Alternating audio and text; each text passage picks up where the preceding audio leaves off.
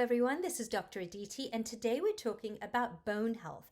Not only the physiological perspective, but also understanding what we can do to make sure that our bones remain healthy and strong. We're going to look at how vitamins, hormones, and just general nutrition can really make a difference in our bones. Because believe it or not, whether you like it or not, we're all aging, right? And bone health is imperative to longevity and a good, healthy life. So that's what we're going to talk about. And of course, you know, as usual, I summarize everything with a mind map, which is available for download on my website at the end of all this. But it's also a great tool if you want to print it out and sort of take notes as we go. So let's get cracking. The first facet of bone health is exercise. And I know what you're thinking, oh my gosh, is she going to bang on about, exercising? Everybody tells us to exercise. We all know we need to do it, but very few of us actually do it. But the reality is a bone is one of those things that requires several things. It requires gravity, as you know, I hope you know that, when we are in anti-gravity situations or lack of gravity, that can have a deleterious effect on our muscles and bones. Most people know muscles, but they don't always think about bones. Like if you think about astronauts who are like on these long space missions, they actually have a loss of about 1 to 2% of bone mass per month. That's pretty grave, right? And if you look at somebody who may be paralyzed, their muscles atrophy, you can see that, but their bones are also losing that density and mass that you may not always be able to see, but they are. So the first thing you need is to have gravity, because just moving your arms, like I'm just moving my arms, I'm going against gravity. That is actually helping my bone density and bone health. But the next thing you need is mechanical stress. So for example, when you go about your business every day, you open the door, you push it open, you lift a bag, you open the dishwasher, all that is some form of mechanical stress on your bones. And that's really important for the bone mass to be healthy and keep growing. That's why people who exercise regularly have thicker bones than people who are sedentary, right? It is also why when a broken bone in a cast, it sort of gets a little atrophied. While, like my son, he broke his arm and he was in a cast for a while. And then when he took it off, the difference in the muscle mass between the left and right sides was so stark, right? Because what happens is the side that was broken and in the cast, it does not maintain that mineral salt and collagen fibers, and therefore it atrophies compared to the other side. So we do think about it in muscles, but we don't always think about it in form of bone, right? And there are numerous control studies that have demonstrated that people who exercise regularly basically have greater bone density than those who do not. So I hope after listening to this, you're going to be like, I am going to go to the gym, but don't just go to the gym. Add some weights to whatever you do, because that's going to give you that mechanical force, right? So as I said, gravity plus mechanical stress is what you're going to really need to stimulate and promulgate that bone growth, because what happens is when you do that, you've got increased deposit of mineral salt and collagen fibers, and that is what we need to have strong bones. Okay, I'm done banging on about this. The first thing we want to talk about when it comes to bone health, well, the second thing now, I guess, is calcium. And everyone knows this. Every child knows that calcium is important for our bones, right? But what you may not be aware of is vitamin D is just as important as calcium. So I'm sure you've seen the milk cartons, that say vitamin D fortified milk. There's a reason for that. Calcium and vitamin D are the best friends. They work together in unison to provide optimal bone health to us. Think of it like, building a house, right? Calcium is like the bricks that build a strong house, i.e. your bones. But what good are bricks if you don't have the cement to sort of hold everything together, i.e. vitamin D, right? That's what vitamin D does. It acts like the cement that holds everything together. It helps your body absorb and actually use the calcium. Otherwise, it's just a bunch of calcium or bricks laying there, and it's not effective use at all. Now, here's the catch, because there's always a catch. Even in bloody physiology, there's a catch. the body can't make calcium on its own. You have to ingest it from your diet, right? Just like you have to buy bricks to build a house, you need to actually get the calcium-rich foods into your body. But your body won't absorb it because it needs vitamin D. Just like getting a bunch of bricks and stacking them together to build a house is not going to do you any good without any cement. So vitamin D comes in, and that's what helps absorb and use that calcium. So where do we get vitamin D? Well, unlike calcium, which is found in dairy or, leafy greens, nuts, etc., vitamin D is a little bit harder to find in food naturally. But your body is very smart and always has a backup plan: sunlight. When your skin is exposed to the sun, it triggers the production of vitamin D, just like a solar panel, say, on your house. It basically generates energy from sunlight. So to keep your bones strong, you definitely need both the bricks and cement of your body, bricks being calcium, cement being vitamin D, right? Plenty of calcium in your diet and enough vitamin D to absorb it. That way your skeletal structure, basically a foundation, stays solid and well supported. That's what it's all about. Now, there is some research that shows that vitamin D deficiency actually increases the risk of fractures. Well, that makes sense, right? Because vitamin D, if you're deficient in that, that means that calcium's not getting absorbed, and therefore you're having lots of problems with your bones. And adults with low vitamin Ds have a 30% higher risk of hip fractures. So in the elderly, we really try to recommend an additional supplement of vitamin D to sort of help with this scenario. Now we've established we need vitamin D and calcium for absorption. But how does the actual absorption occur? Well, let me break it down for you. The first thing we need is vitamin D, and it can be taken in via two formats. One is going to be vitamin D3, which is actually cholecalciferol, and that comes from sunlight exposure and some animal-based foods, right? But then we also have vitamin D, and that's ergocalciferol, and that comes from plant-based sources and fortified foods. Now, you know that you can take either of these or both of these in the form of supplements too. And the first step is basically there's going to be a conversion.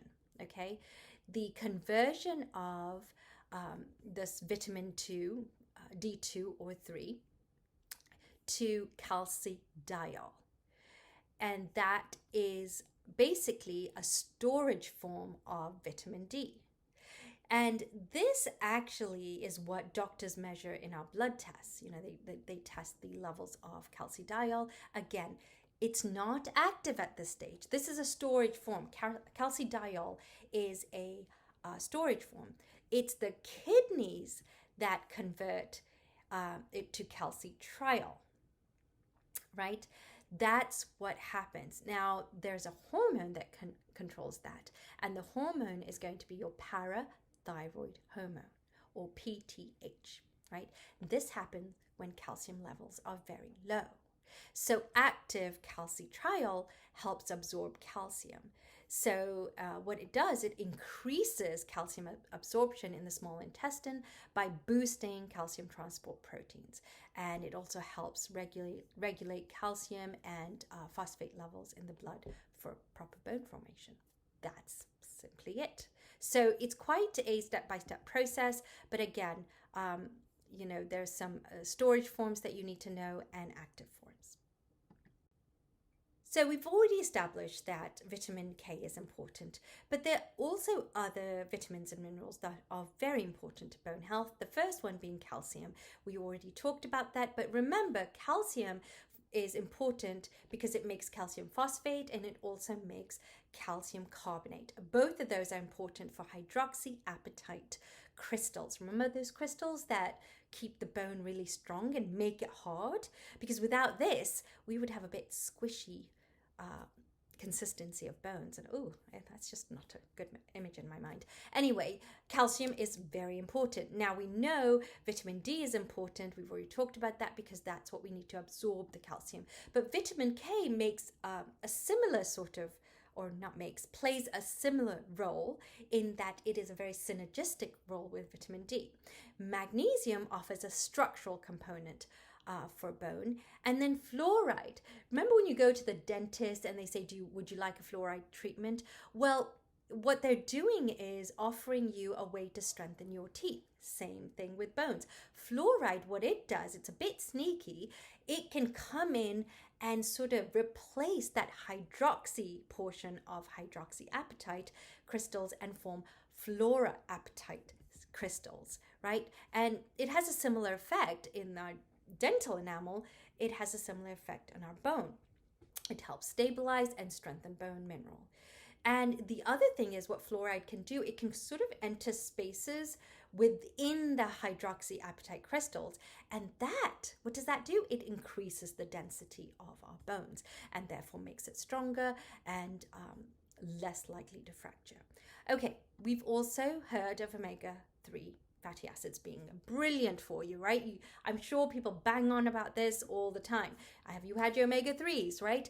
Because what omega-3 does, it reduces inflammation in various parts of the body. Now, how does inflammation impact anything?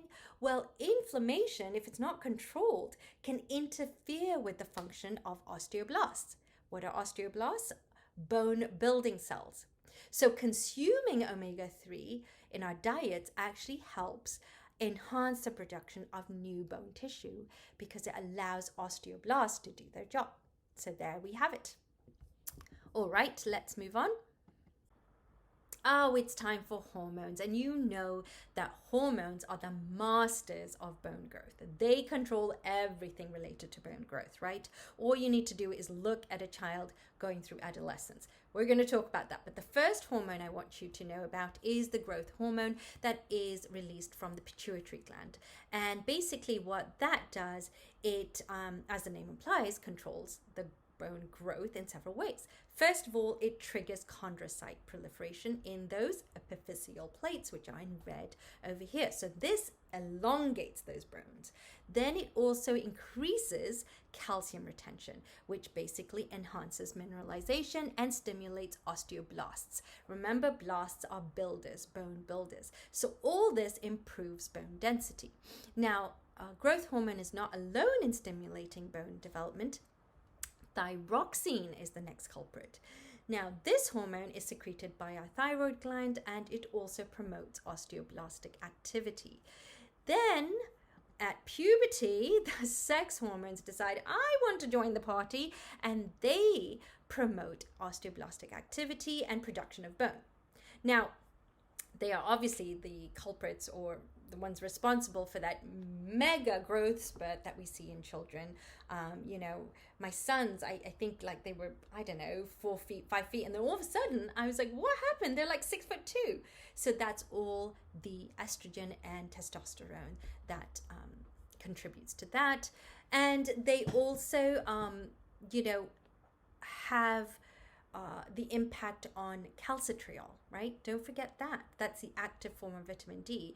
That is also stimulated, and then that stimulates the absorption of calcium and phosphate from the digestive tract. That also helps maintain bone health and increase bone growth.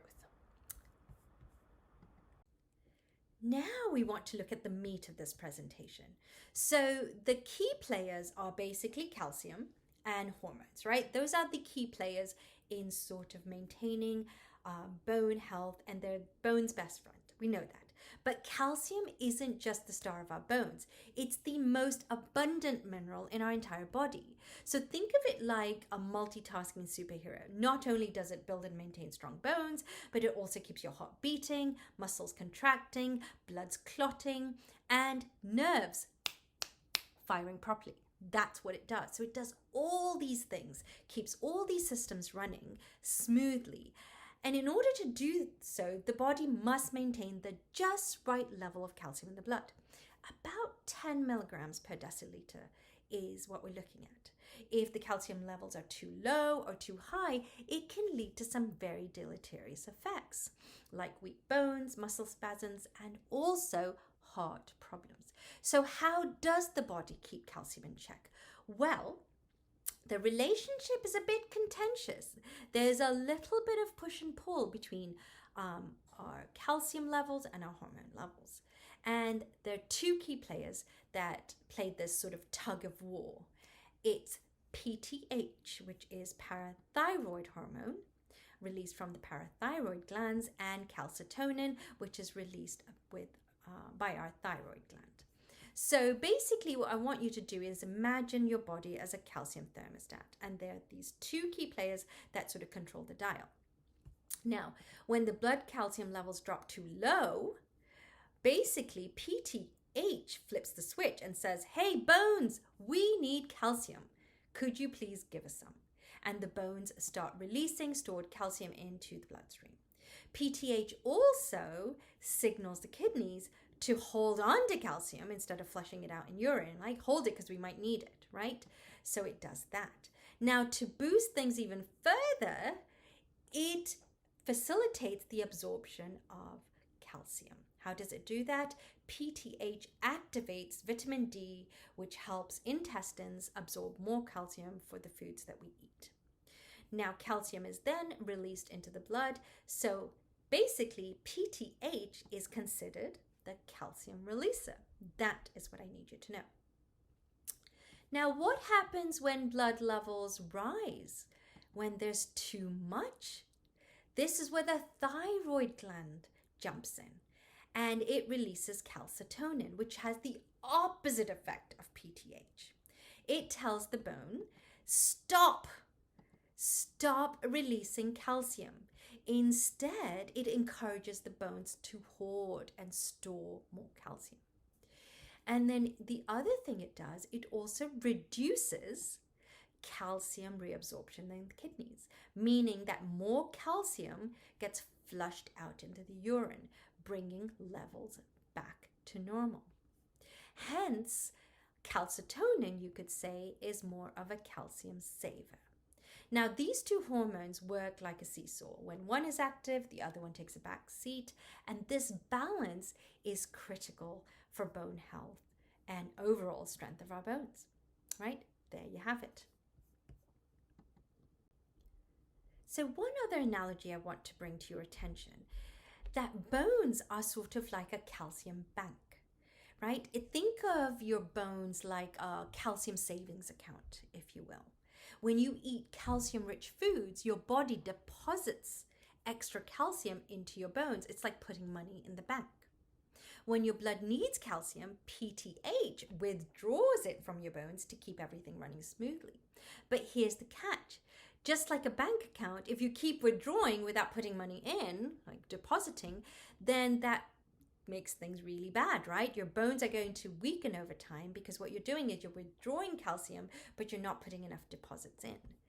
And that's why getting enough calcium and vitamin D is so important, right? So the bottom line is, for strong, healthy bones, I want you to think about it this way. You've got to have enough calcium, and you've got to have enough vitamin D, and you have to keep your calcium thermostat balanced with the help of PTH and calcitonin.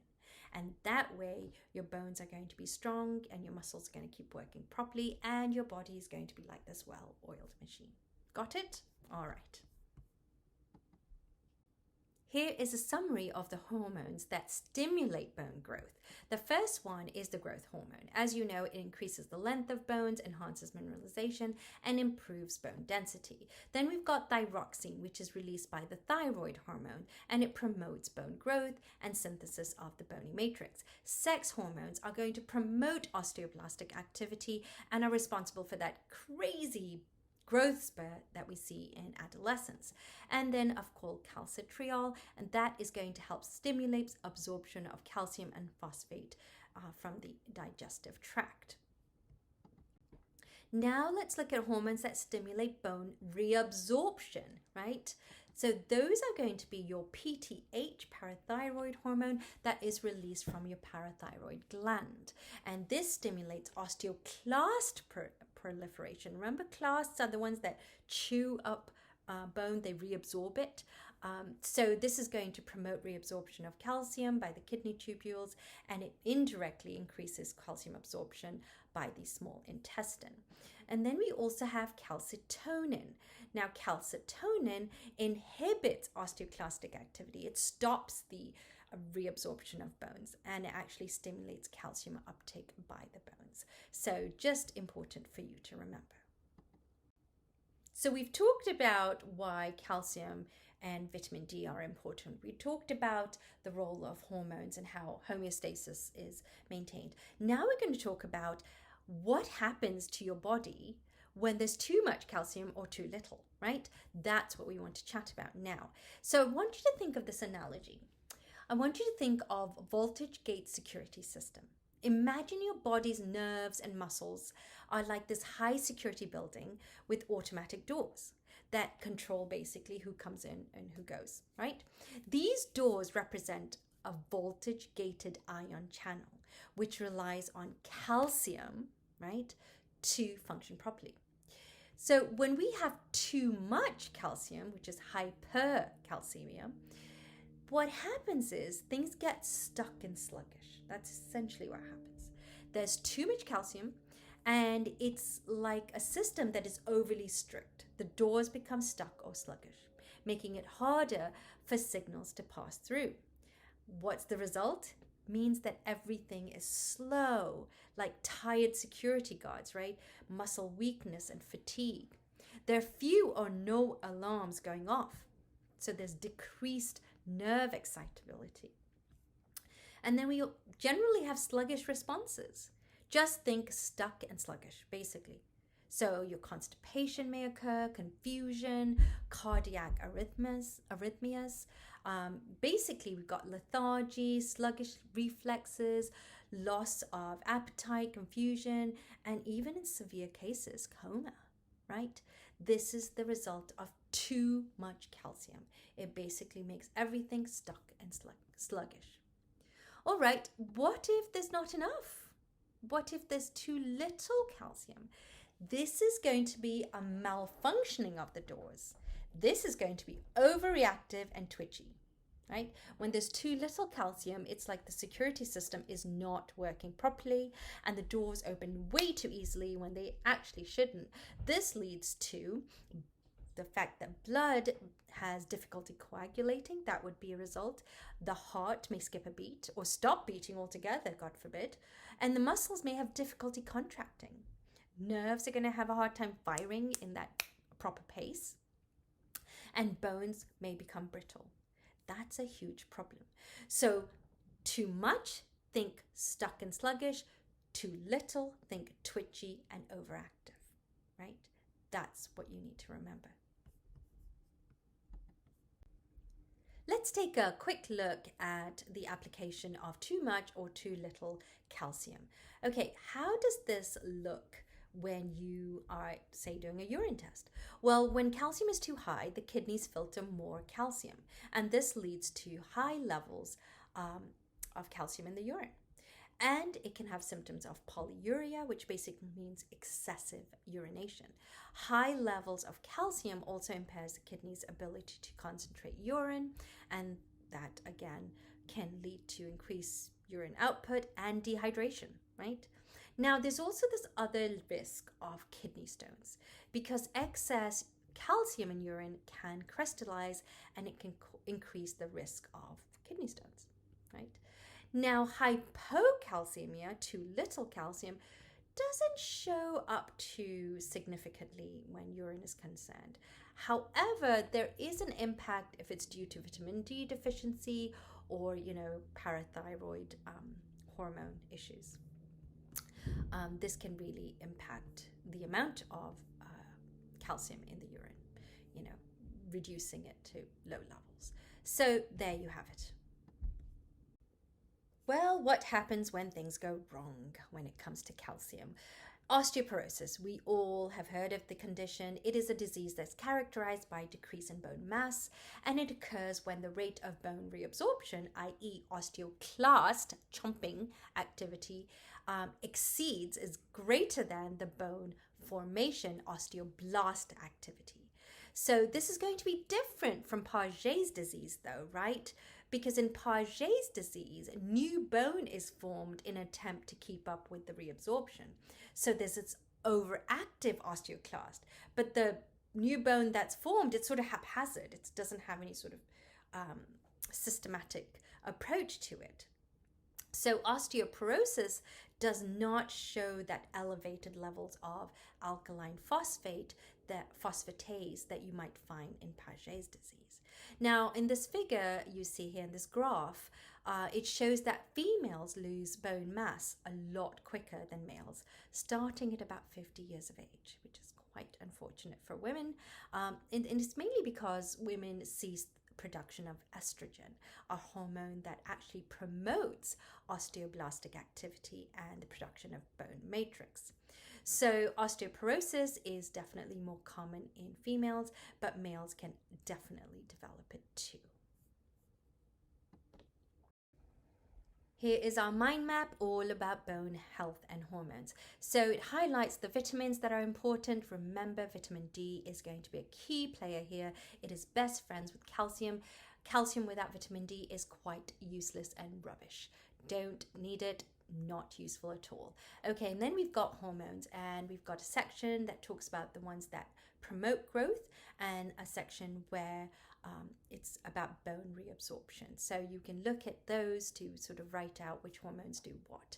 And of course, exercise is a key player in this, right? And I've included the equation for you, which basically says gravity plus mechanical stress is what promotes bone growth. That is super important. And then of course we've got the too much versus too little calcium in the blood system, what that means, and how the hormones and calcium play this intricate dance to maintain homeostasis, that tug of war, if you will.